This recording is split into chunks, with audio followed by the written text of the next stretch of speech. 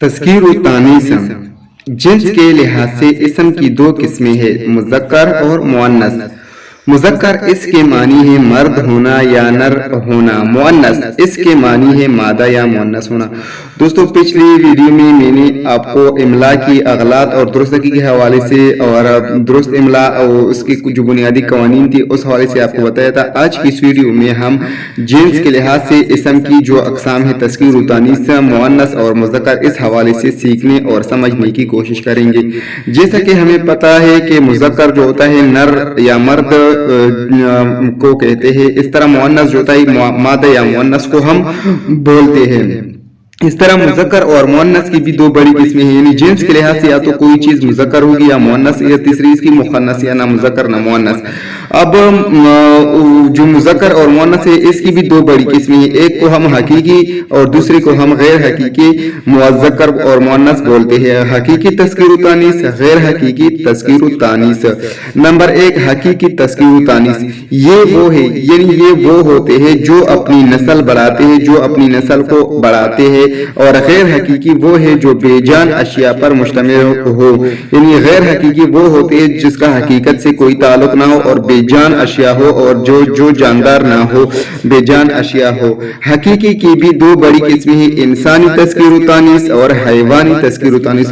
यानी हकीकी जो तज़कीर व तानीस है उसकी भी मजीद दो किस्में हैं, एक को हम इंसानी तज़कीर व तानीस और दूसरी को हम हैवानी तज़कीर व तानीस बोलते हैं। हकीकी तज़कीर व तानीस बनाने के लिए चंद कायदे या उसूल मुस्तअमिल है। इनको सामने रखती हुई मुज़क्कर से मुअन्नस और मुअन्नस से मुज़क्कर बनाना आसान होता है। ये उसूल या कायदे दर्ज झेल है। पहला कायदा ये है कि उर्दू में मुज़क्कर मुअन्नस के लिए अलग अलग अल्फाज मौजूद है। तो हकीकी तज़कीर व तानीस के हवाले से मुख्तलिफ कायदे मौजूद है। उनमें से पहला कायदा ये है कि उर्दू में मुज़क्कर और मुअन्नस के लिए अपने अलग अलग अल्फाज मौजूद है। इनको याद रखना चाहिए, जैसे माँ, बापन, बाई, बाविज, सुसर, सास, मर्द, औरत, गुलाम, लूंडी, बादशाह, मलका वगैरह। इस तरह अगर मुज़क्कर के अल्फाज के आखिर में अलिफ या हे आए तो इसकी मुअन्नस बनाते वक्त इसी याई मारूफ से बदल दिया जाता है, और बाज़ औक़ात सिर्फ ये बढ़ाई जाती है, यानी याई मारूफ। यानी अगर मुज़क्कर अल्फाज के आखिर में अलिफ या हे आए, मिसाल के तौर पर बकरा, या हे आए जहाँ पे मिसाल के तौर पर यहाँ पे नवासा, तो इसकी मुअन्नस बनाते वक्त इसे याए मारूफ से तब्दील कर दिया जाता है, और बाज़ औक़ात सिर्फ ये बढ़ाते हैं, जैसे बकरा आखिर में अलिफ है, बकरी, लड़का, लड़की, बांजा, बांजी, छमार, छमारी, लोहार, लोहारी, नवासा, नवासी। अगर मुज़क्कर के आखिर में नून या रे हो तो मुअन्नस बनाते वक्त आखिर में याई मारूफ ये वाली ये लगाई जाती है। यानी अगर मुज़क्कर के आखिर में नून हो या रे हो, जो भी हो, तो उसको हम ये याई मारूफ में तब्दील करते हैं। मिसाल के तौर पर यहाँ पे आपके साथ दिया गया है ब्रह्मन और ब्रह्मनी, हिरन, हिरनी, पठान, पठानी वगैरह। इस तरह कभी मुज़क्कर के आखिरी हरफ को नून से बदल दिया जाता है और कभी आखिरी हर्फ के आगे नून का इजाफा कर दिया जाता है, जैसे फरंगी, फरंगन, दुल्हा, दुल्हन, नाई, नायन, माली, मालन।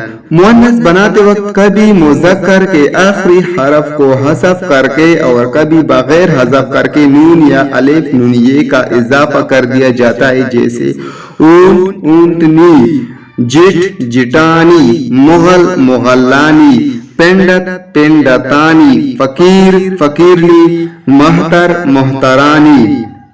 यानी कभी मुज़क्कर के आखिरी हरफ को नून से बदल दिया जाता है और कभी मुज़क्कर से मुअन्नस बनाते वक्त मुज़क्कर के आखिरी हरफ को हटा करके उसकी जगह, मतलब जो मुज़क्कर है उसको हटा करके नून या अलिफ नूनिये का इजाफा किया जाता है। मुअन्नस बनाते वक्त कभी मुज़क्कर के आखिरी हरफ में तब्दीली करके या बगैर तब्दीली किए या इजाफा करके मुअन्नस बना लेते हैं, जैसे कुत्ता, कुतिया, बंदर, बंदरिया, چوہا چوہیا, چھیڑا چڑیا, گدا گدیا. مؤنث بناتے وقت کبھی مذکر کے آخر میں نون کا اضافہ کر کے مؤنث بنا لیتے, جیسے ناگ سے ناگن وغیرہ.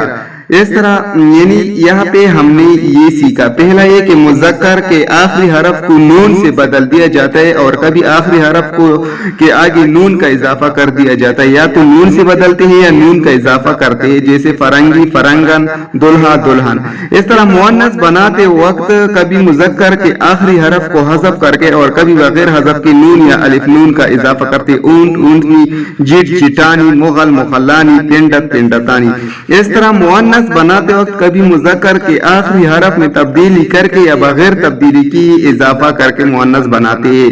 یہاں پہ میں نے آپ کو جو بتایا. اس طرح مؤنث بناتے وقت کبھی مذکر کے آخر میں نون کا اضافہ کر کے مؤنث بناتے, جیسے ناگ سے ناگن وغیرہ. عربی اسماء کے آخر میں ہے کا اضافہ کر کے مؤنث بنا لیتے, جیسے معلم معلمہ, خادم خادمہ. اس طرح شاعر شاعرہ, سلطان سلطانہ وغیرہ. ترکی کی وہ الفاظ جو مذکر ہے ان کے آخر میں میم لگا کر مؤنث بناتے, جیسے خان سے خانم, بیگ سے بیگم. اس طرح انگریزی زبان کے مستعمل مذکر مؤنث اردو میں بھی مستعمل ہوتے, جیسے ڈاکٹر سے لیڈی ڈاکٹر, ہیڈ ماسٹر سے ہیڈ مسٹریس, ہیرو سے ہیروئن. تو عربی اسماء جتنی بھی ہوں گے ان کے آخر میں ہے کا اضافہ کر کے مؤنث بناتے, معلم معلمہ, خادم خادمہ وغیرہ. اس طرح ترکی کے الفاظ جو مذکر ہے ان کے آخر میں میم لگا کر مؤنث بناتے ہیں, خانم خان سے خانم. اس طرح بعض مذکر اسم مؤنث اسموں سے بنائے جاتے ہیں, مذکر جو ہوتے ہیں سے بناتے ہیں, جیسے بہن سے بہنوئی, خالہ سے خالو, پوپی سے پوپا, نند سے نندوئی وغیرہ.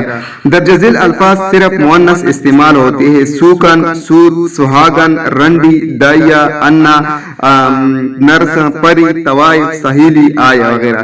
درج ذیل الفاظ صرف مذکر بولے جاتے ہیں, نبی, فرشتہ, ہمزل, دیو, بانڈ, بڑوا, ہجڑا, پہلوان وغیرہ.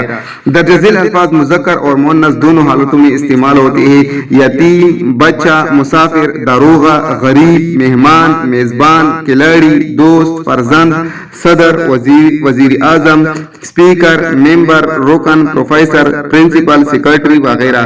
تو دوستو آج کی اس ویڈیو میں ہم نے ایک تو یہ سیکھا کہ جنس کے لحاظ سے اسم کی دو قسمیں, یا تو وہ مذکر ہوگا یا مؤنث.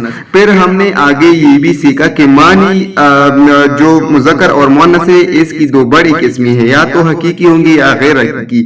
پھر ہم نے یہ بھی سیکھا کہ حقیقی بے جان اشیاء پر, حقیقی جاندار اشیاء پر, جبکہ غیر حقیقی بے جان اشیاء پر مشتمل ہوتے. اور پھر ہم نے یہ بھی سیکھا کہ پھر حقیقی کی بھی دو بڑی قسمیں, یا تو انسانی تذکیر و تانیث ہوگی یا حیوانی تانیث.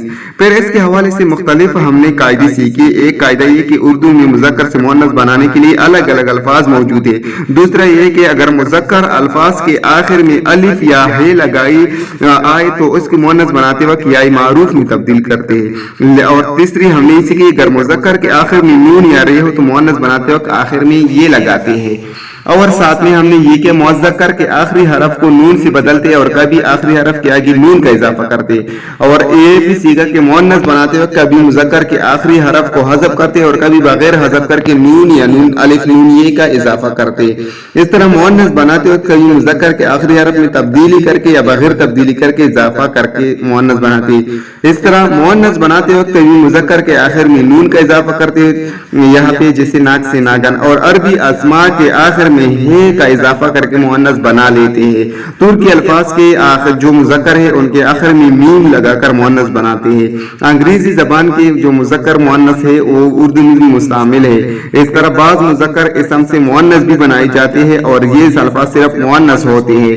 اور درج ذیل الفاظ مذکر اور مؤنث دونوں حالتوں میں استعمال ہو سکتے ہیں, یتیم, بچہ, مسافر, داروغہ, غریب, مہمان, میزبان, کھلاڑی, دوست. تو دوستو امید ہے آج کی یہ ویڈیو جو میں نے آپ کو بتائی اس میں مذکر اور مؤنث کی اقسام اور پھر حقیقی اور غیر حقیقی میں سے حقیقی کی اقسام, انسانی اور حیوانی تذکیر و تانیث, اور اس کے جو مختلف 14 قاعدے میں نے آپ کو آج کی اس ویڈیو میں بتائے, 14 قاعدے ان کے تھے. تو دوستو امید ہے آج کی یہ ویڈیو آپ کو ضرور پسند آئی ہوگی. اگلی ویڈیو میں ہم مزید تذکیر و تانیث کے حوالے سے سیکھنے سمجھنے کی کوشش کریں گے.